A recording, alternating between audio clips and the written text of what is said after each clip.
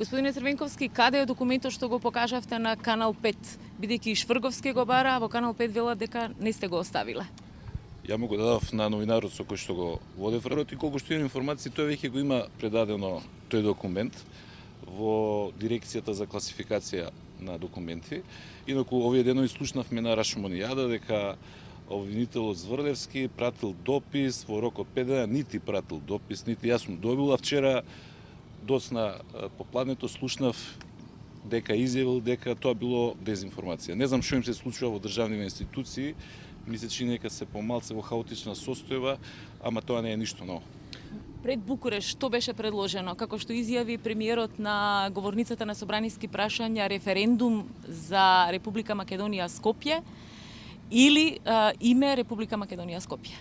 Име Република Македонија во заграда Скопје, кое што јас и премиерот Груевски го прифативме, и тоа беше единствен начин да се надеваме во тоа време дека на самитот ќе биде донесена позитивна одлука за Македонија.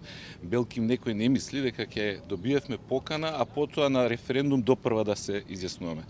Јас не знам од каде е тој комплекс или фрустрација на Груевски постојано да се обидува со лаги и манипулации да го замајува народот.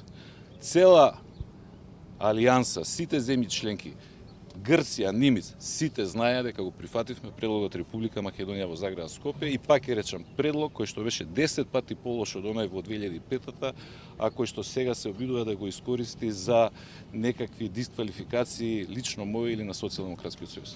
Рековте дека немате добиено дописи покана од обвинителството, доколку го добиете, ќе се јавите ли во обвинителството? Нема што да кријам, цела Македонија треба да знае. Воедно се согласувам со Груевски која вели дека народот има право да ја знае вистината. Еве, тоа е вистината. Што се кријат сега за државни тајни, строго доверливо, за обвинителства или некои други институции. Ако се работи за клучното прашање за единината на македонскиот народ и македонската држава, тогаш граѓаните треба да знаат што точно се случило и кој што мисли да прави во наредниот период.